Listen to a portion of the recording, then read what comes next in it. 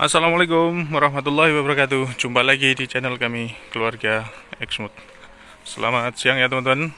Semoga teman-teman senantiasa diberikan kesehatan, senantiasa diberikan banyak penuh keberkahan, dan semoga senantiasa dimudahkan dalam segala urusannya. Amin.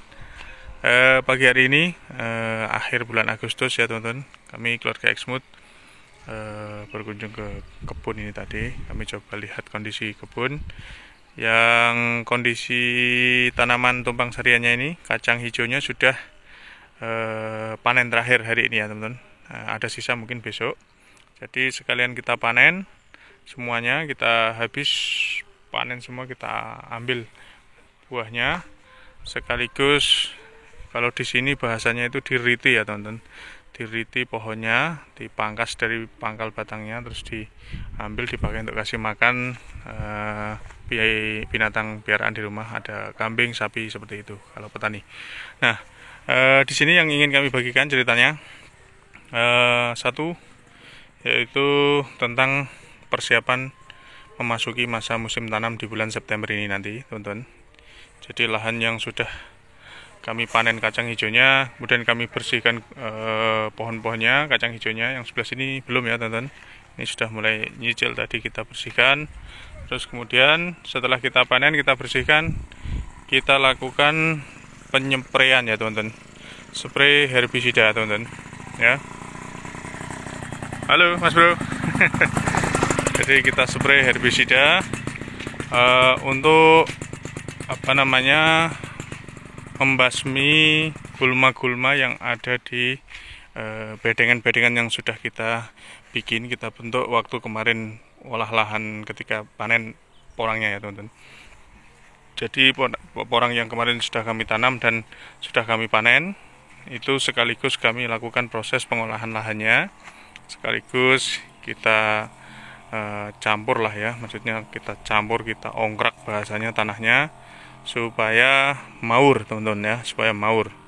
Jadi sedikit kelebihan ketika kita melakukan proses pemanenan di musim pertama untuk memasuki musim kedua, yaitu ada proses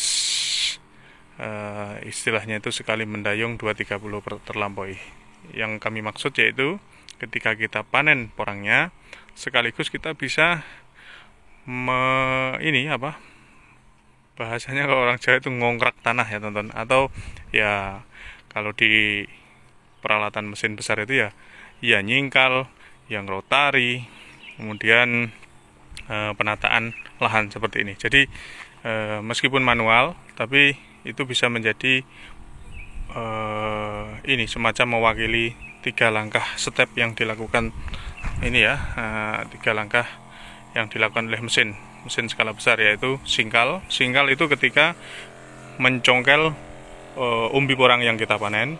Kemudian rotari itu ketika sambil dicangguli gitu, yang ukuran besar-besar bongkahannya itu dihancurkan.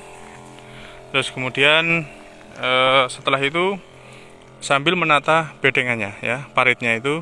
Jadi meskipun manual, tapi agak mahal dikit ya biayanya, karena waktu kemarin kami panen lahan ini, waktu memanen itu sampai memakan waktu 1 bulan ya teman-teman. Memakan waktu 1 bulan itu dari mulai memanen, terus kemudian mengolah lahannya ini, kemudian memecah bongkahan-bongkahan besarnya, sekaligus menata paritnya.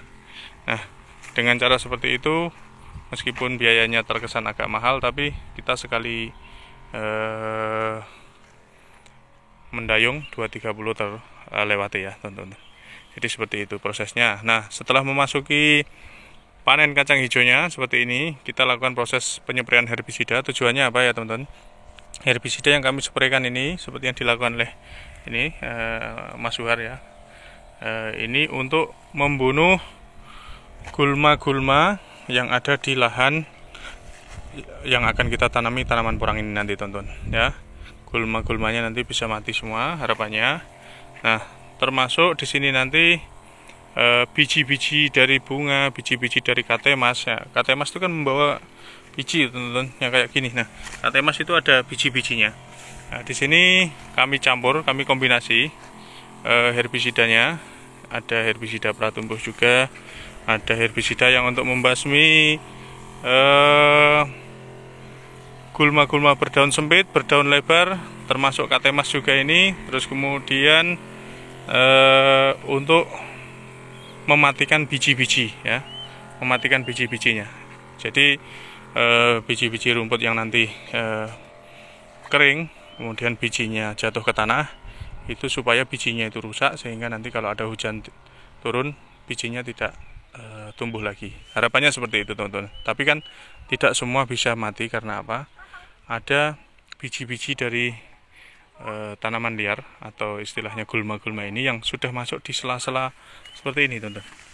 Nah, sela-sela bongkahan tanah, rekahan tanah ini, di sana ini ada biji-biji gulma yang tentunya ketika kita spray dengan menggunakan herbisida, baik herbisida pratumbuh maupun herbisida yang jenis lain ini, dia tidak mati, tidak rusak bijinya. Nah, nanti itu akan kita antisipasi lagi di penyepraian herbisida yang kedua, tahap kedua, yaitu ketika ada hujan turun, kemudian gulma-gulma mulai muncul ya dari biji-bijian itu. Kemudian bahasanya kalau di sini ya weko, ya wekonya sudah muncul, itu nanti kita lakukan proses penyepraian herbisida tahap kedua, sehingga lahan akan semakin bersih dan terhindar dari gulma. Terus kemudian langkah yang selanjutnya setelah ini kami lakukan proses penyepraian herbisida ini ya teman-teman, nanti akan kita lakukan proses penanaman porang ya. Nanti sambil nunggu ini bersih semua lahannya, kemungkinan 2-3 hari ini habis semua nanti lahan semua yang sampai sana ya. Nanti akan kita lakukan proses penguaan, karena ini lahannya sudah gembur, sudah kami tadi ya rotari dengan sistem manual. Kenapa di sini tidak menggunakan mesin? Ya karena teman-teman bisa lihat di sini sendiri. Di sini ada tanaman-tanaman tumpang sari, ada durian, ada pepaya. Jadi karena banyaknya tanaman-tanaman yang ada di sini ini, John Deere tidak bisa masuk ke sini ya teman-teman. Tapi kalau tidak ada tanaman-tanaman seperti ini ya John Deere bisa masuk. Tapi berhubung karena ada tanaman-tanaman seperti ini, John Deere nggak bisa masuk. Ini alasan kami untuk mengolah lahan di petak yang sebelah sini menggunakan tenaga manual teman-teman ya. Menggunakan tenaga manual karena kami ingin menyelamatkan tanaman-tanaman tumpang sarinya seperti pepaya dan yang lain-lain. Ya, borosnya tenaga kerja ini masih bisa tercover dari tanaman tumpang sariannya, biayanya istilahnya begitu teman-teman. Jadi nanti langkah selanjutnya begitu ya teman-teman. Setelah bersih ini semua lahan, akan kita lakukan proses penguaan. Penguaan ini untuk persiapan tanam umbi yang di petak sini nanti akan kami tanamin dari bibit umbi dari hasil panen tahun kemarin yang kami tanam dari katak mini, sehingga nanti harapan kami di musim kedua dengan pengolahan lahan yang lebih maksimal lagi, semakin subur nanti pertumbuhannya. Dan harapan kami target di musim ini mudah-mudahan tanaman porang kami nanti, termasuk tanaman porang teman-teman semua, nanti bisa tumbuh dengan maksimal dan target yang kita harapkan bisa tercapai. Nanti untuk selanjutnya proses penanamannya, proses pengowaannya, kemudian apa saja yang kita pakai dalam melakukan proses penanaman akan kami bagikan lagi di cerita video selanjutnya. Sementara bagi-bagi cerita dari kami keluarga Exmut di video kali ini sampai di sini dulu ya teman-teman. Terima kasih atas semuanya, terima kasih sudah senantiasa bersedia bergabung bersama kami. Salam sukses dan sehat selalu dari kami keluarga Exmut. Wassalamualaikum warahmatullahi wabarakatuh.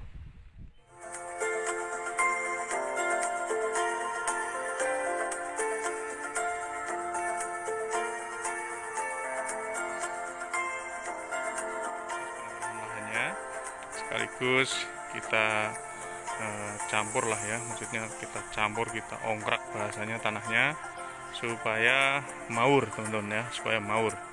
Jadi ya nyingkal, yang rotari, kemudian penataan lahan seperti ini. Jadi meskipun manual, tapi itu bisa menjadi kemarin kami panen lahan ini, waktu memanen itu sampai memakan waktu 1 bulan ya teman-teman. Memakan waktu 1 bulan itu dari mulai memanen, terus kemudian yang untuk membasmi gulma-gulma berdaun sempit, berdaun lebar, termasuk katemas juga ini. Terus kemudian